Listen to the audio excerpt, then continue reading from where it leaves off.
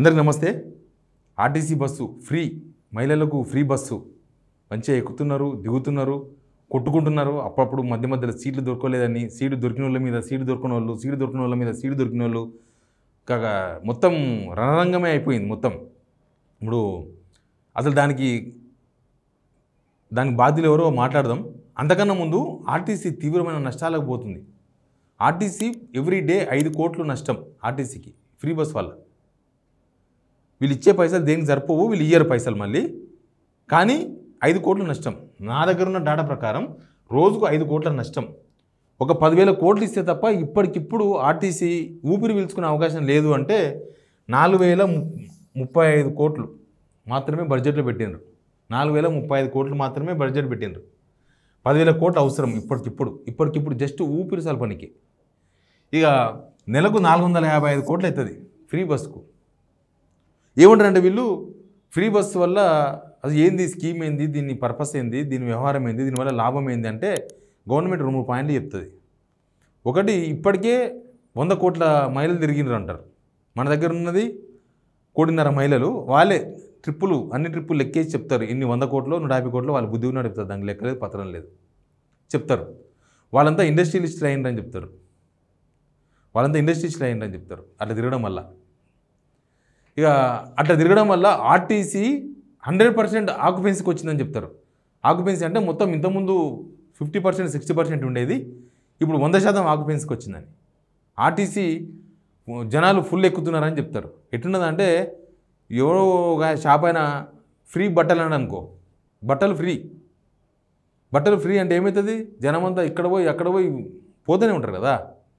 జనమంతా షాప్లో పోయి అవసరమైతే ఒక రోజంతా నిలబడి ఆ బట్టలు ఫ్రీ బట్టలు తీసుకొని వస్తారు. ఇప్పుడు ఆ షాప్ ఆయనకు లాభం వచ్చినట్ట, ఆ షాప్ ఆయనకు గిరాకీ వచ్చినట్ల, ఆ షాప్ ఆయనకు లాభం వచ్చినట్ల.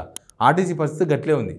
ఫ్రీ బస్ అంటే మహిళలు ఎక్కుతున్నారు, ఇక అది ఆర్టీసీకి లాభం, ఆక్యుపెన్సీ పెరిగింది అని మాట్లాడుతున్నారు. మీరు ఎప్పుడైతే గవర్నమెంట్ డబ్బులు ఆర్టీసీకి ఇస్తుందో అప్పుడు ఆర్టీసీకి లాభం.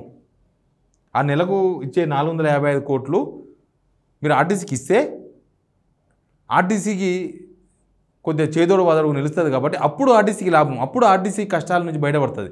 అంతేగాని ఉత్తగా ఫ్రీ బస్ అని చెప్పేసి మీరు అందరినీ బస్సులు ఎక్కించేంత మాత్రం ఫ్రీ కాదు. ఆ బస్సు ఆర్టీసీకి వచ్చేది ఏమి ఉండదు. ఏంది వాళ్ళ లెక్క అంటే వాళ్ళకు చాలా లెక్కలు ఉన్నాయి.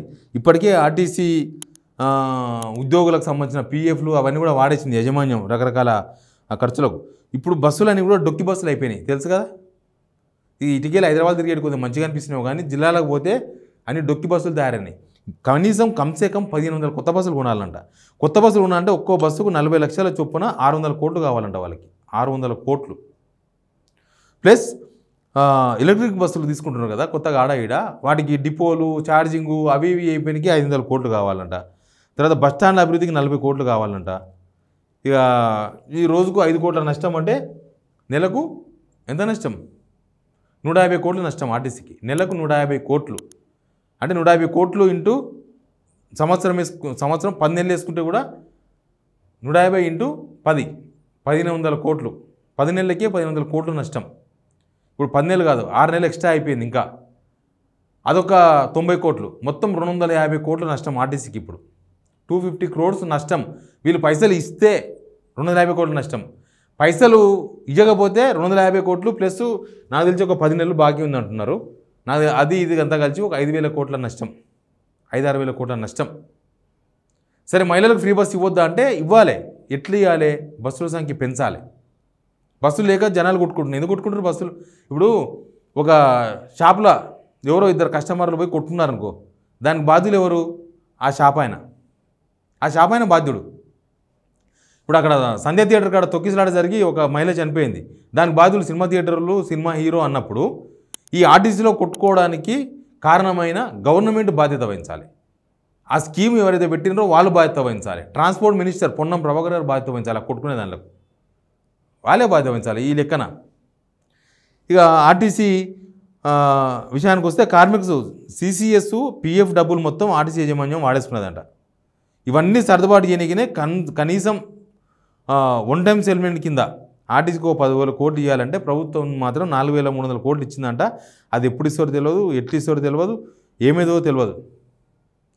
ఆర్టీసీ విషయంలో దాన్ని ప్రైవేటీకరణ చేయబోతున్నారా, లేకపోతే గవర్నమెంట్లో విలీనం చేస్తారా, ఏం అసలు లేదు. గవర్నమెంట్లో విలీనం అనే ఒక ప్రతిపాదన మీద చర్చ లేదు. గవర్నర్ కూడా ఆల్రెడీ ఆమోదించి ప్రభుత్వం పంపించింది ఫైల్. పోనీ అట్లా విలీనం అని చేసుకుంటే ఇప్పుడు 10,000 కోట్లు అవన్నీ కూడా ప్రభుత్వం డైరెక్ట్గా భరించే అవకాశం ఉంటుంది. అది ప్రస్తుతం కార్పొరేషన్ కదా.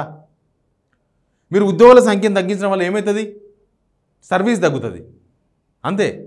జనాలకు సర్వీస్ తగ్గుతుంది, బస్సులు తగ్గుతాయి, జనాలు ఇక ఎక్కిపోవాలి, ప్రైవేటు జీపులు ఆటోలు ఎక్కి తిరగాలి. ఇక ఆర్టీసీకి లాభం ఎట్లా వస్తుంది? ఇది ఎట్లంటే పాల మీద నురుగను చూపిస్తున్నారు, నురుగా. ఆ నురుగును చూసి మొత్తం పాలే అనుకుంటే కష్టం. ఆ నురుగు పోగానే పాలు ఇన్నే ఉంటాయి, కప్పించుకేడే ఉంటాయి మళ్ళీ కింద. వీళ్ళు చెప్తున్నది అదే. మొత్తం మరలిచ్చి అంటే మొత్తం దాన్ని వాడేసి ఆ బస్సులు మోయలేక జనాలను, బస్సులో ఇంజన్లు అరుగుతున్నాయంట, టైర్లు అరుగుతున్నాయంట, కండక్టర్కు దెబ్బలు, డ్రైవర్కు తొక్కి ఆ బస్సు పోక తొక్కి మోకాల నొప్పులు, అన్ని రిపేర్కి వచ్చేసినాయి బస్సులు మొత్తం. అసలు గవర్నమెంట్ సమీక్ష కూడా లేదు. కనీసం ఒక స్కీమ్ పెట్టినప్పుడు ఆ స్కీమ్ తర్వాత ఏంటి, వాట్ ఒక సమీక్షనన్నా. అసలు ఈ ఫ్రీ బస్సు స్కీమ్ పెట్టినాం, ఈ ఫ్రీ బస్సు వల్ల మహిళల నుంచి వచ్చిన అభిప్రాయం ఏంటి? చాలామంది మహిళలు ఏమంటున్నారు, మాకెందుకయ్యా ఫ్రీ బస్సు, డబ్బులు తీసుకోమను, మాకు స్కీమ్స్ అమలు చేయమను, మాకు పెన్షన్ ఇవ్వమను, మాకు రేషన్ కార్డు ఇవ్వమను, మాకు ఇల్లు ఇవ్వమను, మా పిల్లలకు ఉద్యోగాలు ఇవ్వమను, మాకు రైతు భరోసా ఇవ్వమను, రుణమాఫీ చేయమను, ఇవి అడుగుతున్నారు. ఫ్రీ బస్సుతోనే మీ గవర్నమెంట్ మళ్ళీ వచ్చే అవకాశం లేదు. ఫ్రీ బస్సులో 50-50 ఒపీనియన్ ఉంది. చాలామందికి అసలు అవసరమే లేదంటున్నారు. మన ఊళ్ళో ఉండే వాళ్ళు రోజు బస్ ఎక్కి తిరగరు కదా. ఈ గవర్నమెంట్ ఉద్యోగులు, ప్రైవేట్ ఉద్యోగులు వాళ్ళు తిరుగుతారు. దానికి ఎట్లా ఇంకేమన్నా రూల్స్ పెట్టాలన్నా, ఇంకా కొంత తగ్గించాలన్నా, ఆర్టీసీ మీద బడేని తగ్గించాలన్నా, ఇట్లాంటివి ఏమీ లేవు. అసలు నో రివ్యూ ఏం లేదు. నష్టం రాని, సంకనాకి పోని, ఏమన్నా కానీ ఆడోళ్ళు కొట్టుకొని, బస్సులు పాడైపోని, ఆర్టీసీ నష్టాలైపోని, మనం ఇచ్చేది లేదు, వాళ్ళు తీసుకునేది లేదు. అట్లే ఉంది ఇప్పుడు ఆర్టీసీ పరిస్థితి. ఏంటంటే వాళ్ళు అడుగుతారు, వీళ్ళు ఇయ్యరు, వాళ్ళు తీసుకోరు. కనీసం అంతకుముందు ఆ లేడీస్ దగ్గర నుంచి డబ్బులు వస్తే, టికెట్ డబ్బులు వస్తే అవి అడ్జస్ట్ అయ్యేది, శాలరీస్కు దానికి దీనికి అడ్జస్ట్మెంట్ చేసేవాళ్ళు. ఇంకా ప్రభుత్వం దగ్గర నుంచి ఇంతో అంతో మళ్ళీ తీసుకునేవాళ్ళు. ఇప్పుడు ఏమీ లేదు, ఏ లెక్క లేదు. చాలామంది ఉద్యోగులను తీసేసినారు ఆర్టీసీ వాళ్ళను. చిన్న రీజన్స్ ఎందుకు, స్టాఫ్ తగ్గించుకోనికి ప్రయత్నం. కండక్టర్లను, డ్రైవర్లను చిన్న రీజన్స్ చూపించి తీసేసినారు. వాళ్ళంతా రోజు ధర్నాలు చేస్తారు. వాళ్ళకు ఉద్యోగాలు ఇస్తారా ఇయ్యారా కూడా చెప్పరు. వాళ్ళు మాత్రం ధర్నాలు చేస్తూనే ఉంటారు.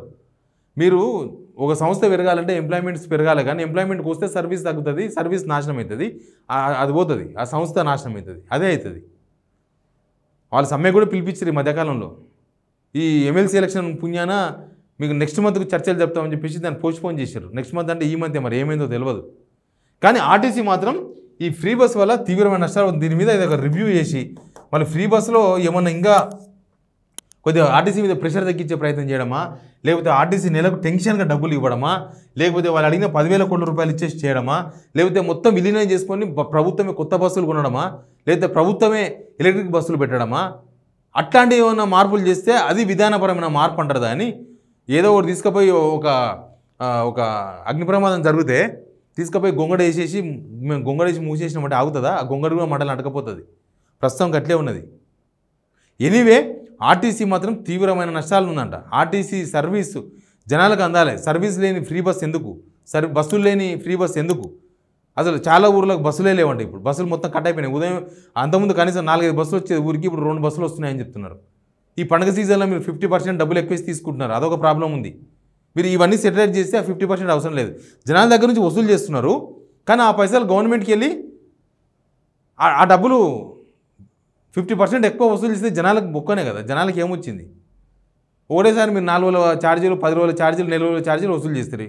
50%, 50% ఎక్కువ అని జనాలు ఎక్కువ తిరుగుతారు అప్పుడు ఇంకా. ఎనీవే దీని మీద గవర్నమెంట్ ఒక పునర్సమీక్ష చేయాల్సిన అవసరం ఉంది. దీన్ని ఏం చేయాలి, ఏం చేయకూడదు? ఆటో డ్రైవర్లు ఉన్నారు బాధితులు, వాళ్ళకి 12,000 ఇస్తామన్నారు నెలకు, సంవత్సరానికి. ఆ సంవత్సరానికి 12,000 దేనికి సరిపోవు వాళ్ళకు. దీని ఎఫెక్ట్ ఆర్టీసీ ఫ్రీ బస్ వల్ల ఎఫెక్ట్ ఎంత ఉందనేది ఒక ఎస్టిమేషన్ వేయాలి. ఒక ఎస్టిమేషన్ వేసి ఆ ఎస్టిమేషన్ మీద గవర్నమెంట్ ఎంత ఇవ్వాలి, నెలకు 1,000 ఇవ్వాలన్నా, నెలకు 2,000 ఇవ్వాలన్నా, నెలకు 3,000 ఇవ్వాలన్నా, వాళ్ళని ఎట్లా ఆదుకోవాలనే దాని మీద వాళ్ళు లెక్క ఉండాలి. వాళ్ళు కూడా ఆత్మహత్యలు చేసుకున్నారు 40 మంది దాకా పైన. అందుకే అంటున్నా ఈ ఫ్రీ బస్సు వల్ల ఆర్టీసీ తీవ్రమైన నష్టాలకు పోయింది. మీరు ఇచ్చేదిలే మేము తీసుకునేదిలే అన్నట్టుగా ఉండకూడదు.